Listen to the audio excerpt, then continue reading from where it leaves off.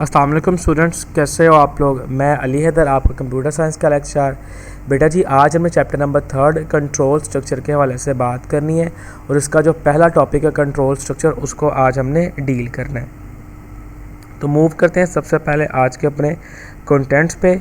सबसे पहले हमने बात करनी है कंट्रोल स्ट्रक्चर पे, फिर हमने बात करनी है फ्लो ऑफ प्रोग्राम पे, उसके बाद हमने बात करनी है टाइप्स ऑफ कंट्रोल स्ट्रक्चर पे, और सबसे सेकेंडली हमने डील करना है ट्रांसफ़र ऑफ कंट्रोल, और सबसे लास्ट पे हमने डील करना है types of transfer of control को। तो मूव करते हैं सबसे पहले आज के अपने कंटेंट्स पे। पहला कंटेंट है हमारे पास control structure. A statement use to control the flow of execution in a program is called control structure. कि वो स्टेटमेंट जो किसी भी प्रोग्राम की एग्जीक्यूशन के फ़्लो को कंट्रोल करता है, उसको हम नाम देते हैं कंट्रोल स्ट्रक्चर का। अब ये जो कंट्रोल स्ट्रक्चर होता है, ये ख़ास ऑर्डर के अंदर इसको एग्जीक्यूट करवाता है स्टेटमेंट को या इंस्ट्रक्शंस को जो भी इस प्रोग्राम के अंदर लिखी हुई होती हैं। नेक्स्ट है हमारे पास flow of program. The instructions are executed in a specific order when a program is executed। के इंस्ट्रक्शंस हमारे पास एग्जीक्यूट होती हैं एक ख़ास तरतीब के अंदर जब कोई भी प्रोग्राम एग्जीक्यूट होता है। It is called flow of execution और फ्लो ऑफ प्रोग्राम। इसको हम फ्लो ऑफ एग्जीक्यूशन या फ्लो ऑफ प्रोग्राम का नाम देते हैं। The flow of program can be controlled by different ways by using control structures. कि जो फ्लो ऑफ प्रोग्राम होता है उसको हम कंट्रोल कर सकते हैं मुख्तलिफ़ तरीक़ों से कंट्रोल स्ट्रक्चर्स को इस्तेमाल करते हुए, यानी कि मुख्तलिफ़ कंट्रोल स्ट्रक्चर्स को इस्तेमाल करते हुए मुख्तलिफ़ तरीक़ों से हम कोई भी प्रोग्राम के फ़्लो को कंट्रोल कर सकते हैं। उसकी आउटपुट पे असरअंदाज हो सकता है, हम मुख्तलिफ़ तरीक़ों से उसकी आउटपुट को शो करवा सकते हैं। ये तमाम के तमाम चीज़ें हमारे पास यहाँ पे होती है। बेसिकली ये जो चैप्टर है ये हमें ये बताता है कि जो बेसिक हमारी एग्जीक्यूशन के बाद आउटपुट आती है, जो एग्जीक्यूशन होती है, वो हम किस किस तरह से करवा सकते हैं, उनमें वेरिएशंस क्या होती हैं और किस तरीके से वेरिएशंस को हम परफॉर्म करवा सकते हैं। अब नेक्स्ट है हमारे पास types of control structures. Basic language provides the following 3 types of control structures. कि जो बेसिक लैंग्वेज है वो दर्ज झेल 3 अक़साम के कंट्रोल स्ट्रक्चर्स के ऊपर काम करती है या उनको हमें प्रोवाइड करती है। नंबर 1 सीक्वेंस यानी कि तरतीब, नंबर 2 सिलेक्शन यानी कि इंतखाब करना, नंबर 3 लूप यानी कि किसी भी एक चीज़ का बार बार रिपीट होना। अब वन बाय वन इन तीनों को हम देखते हैं। तो सबसे पहले हमने बात करनी है सीक्वेंस के हवाले से। लफ्ज़ सीक्वेंस का मतलब होता है तरतीब। इन सीक्वेंशियल स्ट्रक्चर के अंदर the statements are executed in the same order in which they are specified in program. Sequential structure के अंदर जो स्टेटमेंट्स होती हैं वो उसी तरतीब के अंदर लिखी जाती है जिस तरह से उनको प्रोग्राम के अंदर लिखा जाता है।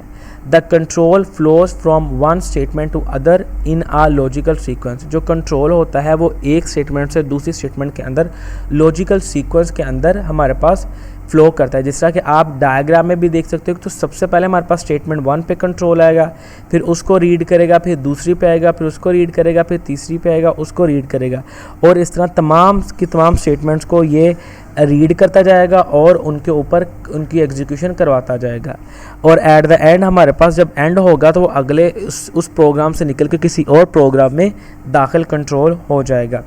All statements are executed exactly once. तमाम की तमाम जो स्टेटमेंट्स होती हैं वो बिल्कुल सही से एक दफ़ा ही एग्जीक्यूट होती हैं। अब अगर हम बात करें प्रोग्रामिंग बेसिक लैंग्वेज के हवाले से, तो जो भी प्रोग्राम्स होता है वो एंड तब होते हैं जब हमारे पास तमाम के तमाम जो स्टेटमेंट्स हैं उस प्रोग्राम की, उस सॉफ्टवेयर की, वो जब एग्जीक्यूट हो जाता है तब उसका एंड हो जाता है। और अगर हम बात करें बेसिक लैंग्वेज के हवाले से, तो जो बेसिक लैंग्वेज के अंदर हमें पता है कि जो हर स्टेटमेंट का लाइन नंबर होता है, तो यहाँ पे जो हर लाइन नंबर होता है उसको ध्यान में रखते हुए उनको एग्जीक्यूट किया जाता है, और जो सबसे स्मॉलेस्ट लाइन नंबर होता है वो सबसे पहले एग्जीक्यूट किया जाता है, और जिस तरह से लाइन नंबर बढ़ते जाते हैं उनको एग्जीक्यूशन होती जाती है। अगर हम एग्जाम्पल के तौर पर कहें तो बेसिक में सबसे जो पहला और स्मॉलेस्ट नंबर होता है वो होता है 10, 20, 30, 40, 50, 60, 70। जो सबसे पहले 10 होगा, फिर 20, फिर 30, फिर 40, फिर 50, फिर 60, फिर 70, और ये ऑनवर्ड जितनी स्टेटमेंट्स होगी ये ऑनवर्ड चलता जाएगा। नेक्स्ट है हमारे पास एग्जाम्पल। लाइन नंबर 10 है हमारे पास, स्टेटमेंट नंबर 10 है input enter first number x, कि जो पहला नंबर है उसको एंटर किया जाए और उसको स्टोर करवा दिया जाए x के अंदर। Input enter second number y, कि एंटर किया जाए सेकंड नंबर उसको y के अंदर स्टोर करवा दिया जाए। avg equals to x plus y over 2 print avg end. अब बेसिकली अगर इस प्रोग्राम के ये हमारे पास उसका स्टेटमेंट्स लिखी हुई, अगर इस प्रोग्राम के वाले से हम बात करें तो यहाँ पे क्या होगा कि यूज़र से 2 नंबर लिए जाएंगे, इनपुट करवाए जाएंगे और उनका एवरेज मालूम करके स्क्रीन पे शो करवा दिया जाएगा। अब पहला क्या कर रहा है, जो पहली स्टेटमेंट है उसके अंदर यूज़र जो सिस्टम है वो यूज़र से एक नंबर मांग रहा है, तो वो यूज़र जो भी नंबर एंटर करेगा, फ़र्ज़ करते हैं उसने 50 एंटर किया, तो वो हम एक्स वेरिएबल को असाइन करवा देंगे। फिर यूज़र ने किया, उसने सिस्टम ने एक और नंबर मांगा, दूसरा नंबर मांगा, तो यूज़र ने दूसरा नंबर भी एंटर कर दिया। फ़र्ज़ किया वो दूसरा नंबर था 70, उस 70 को हमने स्टोर करवा दिया y के अंदर। अब avg एक वेरिएबल है जिसकी वैल्यू किसके बराबर है, x प्लस वाई, यानी कि x की वैल्यू है 50, y की वैल्यू है 70। 50 प्लस 70 इक्वल्स टू 120, 120 को डिवाइड करना है 2 पे, तो 120 डिवाइडेड बाय 2 इक्वल्स टू 60। तो जो avg यानी कि एवरेज वाला वेरिएबल है उसकी वैल्यू किसके बराबर हो जाएगी, 60 के। प्रिंट avg के, अब avg की जो वैल्यू आई है उसको प्रिंट करवा दिया जाए। तो क्योंकि हमारी कंडीशन के मुताबिक उसका आंसर 60 आ रहा है, क्योंकि जो वैल्यूज़ यूज़र ने इनपुट की हुई है हमने उसी के अकॉर्डिंग एक नया डाटा आया उसका रिज़ल्ट निकालना है। तो हमारे पास उसके बाद एंड स्टेटमेंट पे जब आएगा तो ये इस प्रोग्राम का एंड हो जाएगा। नेक्स्ट है हमारे पास selection statement. A selection structure selects a statement or set of statements to execute on the basis of a condition. कि जो सिलेक्शन स्ट्रक्चर होता है वो एक स्टेटमेंट को या सेट ऑफ स्टेटमेंट को सिलेक्ट करता है और उनको एग्जीक्यूट करता है दी गई शर्त के मुताबिक या जो भी कंडीशन हमें दी गई होती है। In this structure a statement or set of statement is executed when a particular condition is true and ignored when a condition is false. कि इस स्ट्रक्चर के अंदर एक स्टेटमेंट या सेट ऑफ स्टेटमेंट एग्जीक्यूट होते हैं जब एक ख़ास कंडीशन ट्रू होती है और हम उस स्टेटमेंट को इग्नोर कर देते हैं जब वो स्टेटमेंट फॉल्स होती है और दूसरी स्टेटमेंट को एग्जीक्यूट करवा देते हैं। अगर आप जो यहाँ नीचे डायग्राम दी गई इसमें देखो तो ऊपर सबसे पहले जो डायमंड सिंबल है उसके अंदर कंडीशन लिखी जाती है। तो फर्ज करें अगर कंडीशन ट्रू होती है तो जो राइट वाला पोस्ट स्टेटमेंट नंबर 2 है वो एग्जीक्यूट होगी, और अगर फॉल्स होती है तो हमारे पास स्टेटमेंट नंबर 1 होगी। ट्रू हुआ तो उसने जो फॉल्स वाले स्टेटमेंट को इग्नोर कर दिया और ट्रू वाले स्टेटमेंट को एग्जीक्यूट करवा दिया। अगर फॉल्स हो तो ट्रू वाली स्टेटमेंट इग्नोर हो जाएगी और फॉल्स वाली स्टेटमेंट यहाँ पे एग्जीक्यूट होगी। नेक्स्ट है हमारे पास types of selection in basic के बेसिक लैंग्वेज के अंदर इसकी टाइप्स कितनी है। Different selection structures use in basic are as follow, कि मुख्तलिफ किस्म की जो सिलेक्शन स्ट्रक्चर्स की टाइप्स हैं वो दर्ज ज़ेर है। फॉर एग्जांपल पहले हमारे पास आती है जी इफ़ देन स्टेटमेंट और सेकेंड है जी इफ़ देन एल्स स्टेटमेंट। अब नेक्स्ट हम बात करते हैं सिलेक्शन के हवाले से, एग्जाम्पल के हवाले से। Suppose a program inputs the marks of a student and displays a message on the screen whether the student is pass or fail. फ़र्ज़ करें कि प्रोग्राम है जो यूज़र से स्टूडेंट के मार्क्स को इनपुट करवाता है और डिस्प्ले करवाता है एक मैसेज कि स्टूडेंट पास है या फेल। अब वहाँ पे हमने कंडीशन क्या पुट की हुई है कि pass, it displays pass if the students get 40 marks or more then 40 marks. के जो सिस्टम होगा वो पास तब प्रिंट करवाएगा, शो करवाएगा जब स्टूडेंट के कम से कम मार्क्स 40 हों या फिर 40 से ज़्यादा हो। It displays fail when the marks are below the 40। The program checks the marks before displaying the message. अगर उस बच्चे के मार्क्स या शागिर्द के मार्क्स हमारे पास 40 से कम होंगे तो वो फेल डिस्प्ले करवा देगा। अगर जो प्रोग्राम होता है वो मैसेज को डिस्प्ले करवाने से पहले नंबर को अच्छे से चेक करता है कि आया जो हम नंबर इनपुट कर रहे हैं क्या वो कंडीशन के मुताबिक सही है या गलत है।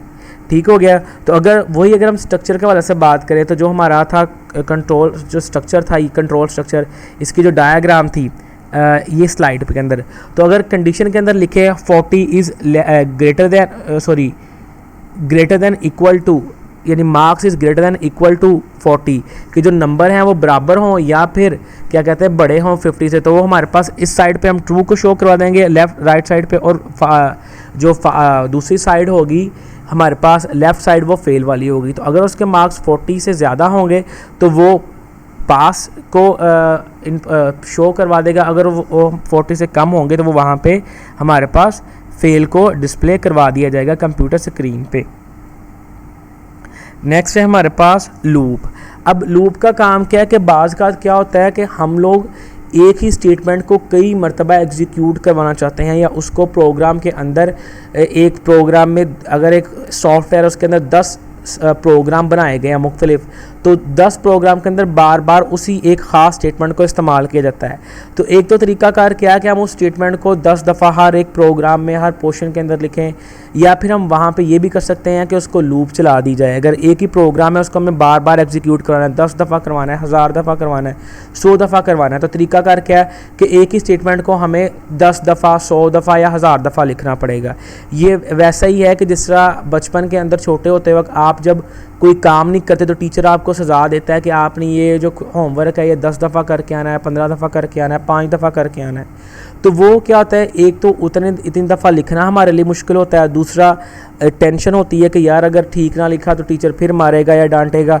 तो यही चीज़ यहाँ पे प्रोग्रामर्स के लिए होती है कि अगर एक ही स्टेटमेंट को बार बार उन्हें करवाना पड़ रहा है, लिखना पड़ रहा है, अगर एक ही स्टेटमेंट को 1000 दफ़ा उन्हें प्रिंट करवाना है, तो उनके लिए एक तो ये है कि वो सीक्वेंस को फॉलो करते हुए 1000 दफ़ा उस स्टेटमेंट को लिखते जाए। अब उसको लिखना भी काफ़ी मुश्किल है, लिखना कौन सा आसान होता है। तो इस काम के लिए हम लूप स्ट्रक्चर को इस्तेमाल करते हैं। A loop structure is used to execute a statement or set of statement repeatedly। कि लूप स्ट्रक्चर किसी भी एक स्टेटमेंट को या सेट ऑफ स्टेटमेंट को रिपीटेडली बार बार एग्जीक्यूट करवाता है। These control structures are also called repetition structure. इन कंट्रोल स्ट्रक्चर्स को हम रिपीटेशन स्ट्रक्चर का नाम भी देते हैं। These controls execute the statements for a specified number of times. अब ये जो कंट्रोल्स होते हैं ये ख़ास नंबर ऑफ टाइम्स तक उस प्रोग्राम को एग्जीक्यूट करवाते हैं। जिस तरह कि यहाँ पे एक कंडीशन दी गई हुई है, कंडीशन होगी, उसके बाद हमारे पास ट्रू और फॉल्स होगा। अगर तो ट्रू होगा तो जो स्टेटमेंट हमारे पास ये क्या कहते हैं स्टेटमेंट एस है, ये एग्जीक्यूट होगी जब तक कि कंडीशन ट्रू होती रहेगी। लेकिन जैसे ही कंडीशन फॉल्स होगी तो वो कंट्रोल उससे बाहर निकल आएगा और अगले स्टेटमेंट पे आ जाएगा। जिस तरह फॉर एग्जांपल हमने कंडीशन दी है कि f इक्वल्स टू 50, तो 50 टाइम्स वो जो हमारे पास कोई भी चीज़ है वो प्रिंट होगी। जैसे ही वो नंबर में इंक्रीमेंट होगा 51 के बराबर आएगा, तो वो जो वैल्यू 50 के बराबर नहीं होगी, ना ही उससे वो छोटी है या उसके बराबर है, तो वो हमारे पास क्या होगा, जो कंट्रोल हो जाएगा वो क्या हो जाएगा, वो कंडीशन हमारी फॉल्स हो जाएगी और जो फॉल्स स्टेटमेंट होगी वो वहाँ पे उसको एग्जीक्यूट करवाना शुरू कर देगा। Example, Suppose we want to display a message I love Pakistan on screen for 100 times। फ़र्ज़ करें कि हम जो मैसेज आई लव पाकिस्तान है उसको स्क्रीन पे 100 दफ़ा दिखाना चाहते हैं। This statement will be use for 100 times using sequence control structure. अब इस जो हमारे पास इस स्टेटमेंट को लिखने का तरीका क्या है कि एक तो हम ये कर सकते हैं कि सीक्वेंस कंट्रोल स्ट्रक्चर को लिखते हुए हम 100 दफ़ा इसको लिखें और अपने स्टेटमेंट को एग्जीक्यूट करवा दें। However a single loop statement can be use to display the message for 100 times. उसके अलावा तरीकाकार क्या है कि हम एक ही स्टेटमेंट लूप की बना के लिखे और वो जो स्टेटमेंट होगी वो किसी भी मैसेज को 100 दफ़ा, 1000 दफ़ा, जितनी दफ़ा हम चाहते हैं उसको उतनी दफ़ा एग्जीक्यूट करवा देगा। नेक्स्ट है हमारे पास types of loops in basic language के अंदर लूप्स की किस्म कौन कौन सी हैं। Different loop structures in basic language are as follow. के मुख्तलिफ जो लूप स्ट्रक्चर बेसिक लैंग्वेज के अंदर है वो दर्ज है। Number 1 while wend loop, number 2 for next loop. उसके बाद हमारे पास ट्रांसफ़र ऑफ कंट्रोल, यानी कंट्रोल को ट्रांसफ़र करना एक स्टेटमेंट से दूसरे स्टेटमेंट तक। The switching of control from one part of the program to the other part of the program is called transfer of control. कि किसी भी प्रोग्राम के अंदर जो कंट्रोल होता है उसको प्रोग्राम के एक हिस्से से दूसरे हिस्से में मुंतकिल करना है का जो अमल होता है इसको हम नाम देते हैं ट्रांसफ़र ऑफ कंट्रोल का।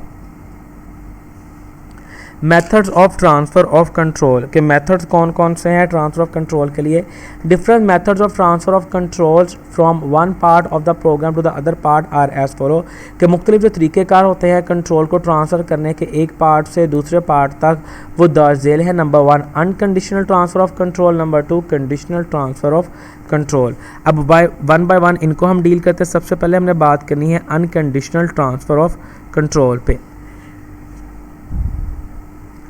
The switching of control from one part of program to the other without any condition is called unconditional transfer of control कि वो कंट्रोल का स्विच करना प्रोग्राम के एक हिस्से से दूसरे हिस्से तक जिसमें बग़ैर किसी वजह के किसी शर्त के हम उसको ट्रांसफ़र करते हैं, इस चीज़ को हम नाम देते हैं unconditional transfer of control. This process shift the control to a specific line by skipping one or more lines. अब ये जो प्रोसेस होता है ये कंट्रोल को एक या एक से ज़्यादा लाइंस को स्किप करते हुए किसी दूसरे ख़ास लाइन नंबर पे पहुंच जाता है। Go to statement is used for unconditional transfer of control कि जो गो टू स्टेटमेंट है उसको इस्तेमाल किया जाता है अनकंडीशनल ट्रांसफ़र ऑफ कंट्रोल को करने के लिए बेसिक लैंग्वेज के अंदर। नेक्स्ट है हमारे पास conditional transfer of control. The switching of control from one part of the program to the other depending on certain condition is called conditional transfer of control कि वो कंट्रोल का switch करना एक पार्ट से दूसरे पार्ट में के अंदर किसी वजह की बिना पर या किसी ख़ास कंडीशन को फॉलो करते हुए, इस चीज़ को हम नाम देते हैं conditional transfer of control. This process shift the control to a specific line by skipping one or more lines. अब ये जो प्रोसेस होता है ये एक या एक से ज़्यादा लाइंस को स्किप करते हुए हमारे पास जो कंट्रोल होता है वो किसी दूसरी अगली लाइन पे पहुंचा देता है। Different statements are use for conditional transfer of controls in basic के मुख्तलिफ स्टेटमेंट्स का इस्तेमाल किया जाता है बेसिक लैंग्वेज के अंदर कंडीशनल ट्रांसफ़र ऑफ कंट्रोल को करने के लिए। जैसे कि हमारे पास हो गया जी ऑन गो टू स्टेटमेंट और ऑन एरर गो टू, कि ये मुख्तलिफ हमारे पास स्टेटमेंट्स हैं। इन स्टेटमेंट को इस्तेमाल करते हुए हम जो ट्रांसफ़र ऑफ कंट्रोल को अक्कर होता है या उसको करवाया जाता है। थैंक यू बेटा जी। अगर आज के लेक्चर के हवाले से आपको कोई इशू हो या किसी बात की समझ ना लगी हो तो इस ईमेल एड्रेस पे आप मेरे साथ रब्ता करें। इंशाअल्लाह ताला मैं आपको उसका रिप्लाई करूँगा और उस कमी को या उस प्रॉब्लम को उस इशू को हल करने की 100% कोशिश करूँगा। फ़ी अमानिल्लाह बेटा जी।